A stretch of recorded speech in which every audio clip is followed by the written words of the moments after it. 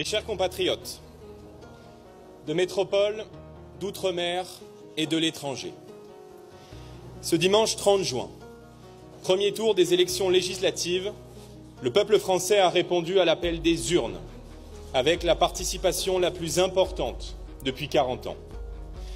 Aujourd'hui, les Français ont été au rendez-vous de leurs responsabilités. Ils ont fait honneur à notre démocratie et je tiens à les en remercier.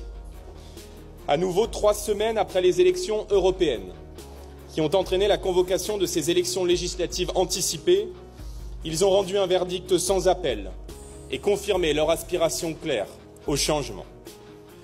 En portant les candidats du Rassemblement national et de ses alliés en tête, en leur permettant d'accéder au second tour dans une écrasante majorité de circonscriptions, les Français ont fait naître un espoir sans précédent dans tout le pays. Je veux leur exprimer ma gratitude et je les appelle à rester mobilisés dans un ultime effort dimanche 7 juillet prochain. Le vote qu'ils exprimeront dimanche prochain est l'un des plus déterminants de toute l'histoire de la Ve République. À l'évidence et au regard des résultats, le camp présidentiel, encore largement désavoué aujourd'hui, n'est plus en mesure de l'emporter et le score élevé de l'extrême gauche soulève des inquiétudes majeures. Désormais, le choix est clair et 2 chemins s'offrent à la France. D'un côté, l'alliance du pire, celle du nouveau Front populaire rassemblé derrière Jean-Luc Mélenchon, qui conduirait le pays au désordre, à l'insurrection et à la ruine de notre économie. De l'autre, l'Union nationale, que j'ai l'honneur de conduire aux côtés de Marine Le Pen, d'Éric Ciotti et de nos alliés.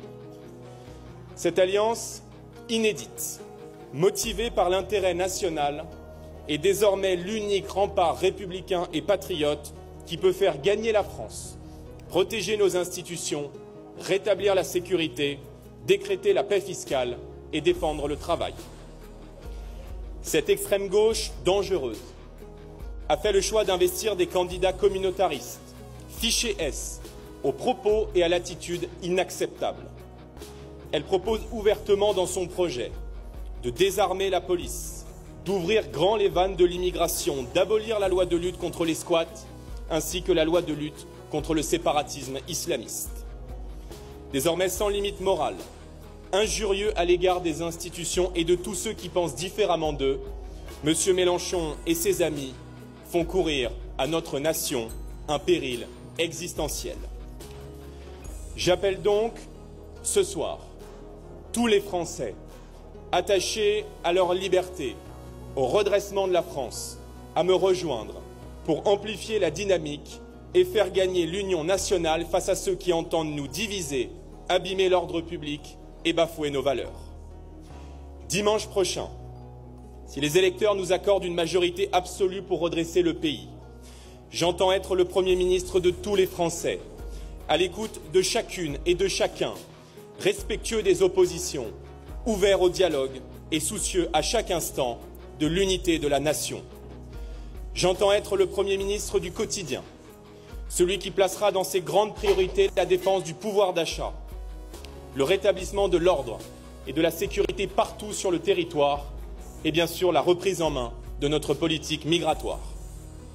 J'entends être un Premier ministre de cohabitation, respectueux de la Constitution et de la fonction du Président de la République, mais intransigeant sur la politique que nous mettrons en œuvre au service de la France et au service des Français. 7 jours nous séparent désormais d'un choix historique et je souhaite que cette campagne de second tour puisse se déployer dans un climat apaisé, honnête, respectueux des institutions et des règles démocratiques. À toutes les Françaises, à tous les Français, je veux dire que je serai toujours le garant de vos droits, de vos libertés et de notre devise républicaine, celle qui unit tout le peuple de France dans une même promesse, liberté, égalité, fraternité. Le temps est venu de porter à la tête du pays des dirigeants qui vous comprennent, qui vous considèrent et qui vous aiment autant qu'ils aiment la France. Dimanche prochain, la victoire est possible et l'alternance est à portée de main. La France et la République doivent l'emporter. Soyons unis, soyons rassemblés Soyons mobilisés pour le changement.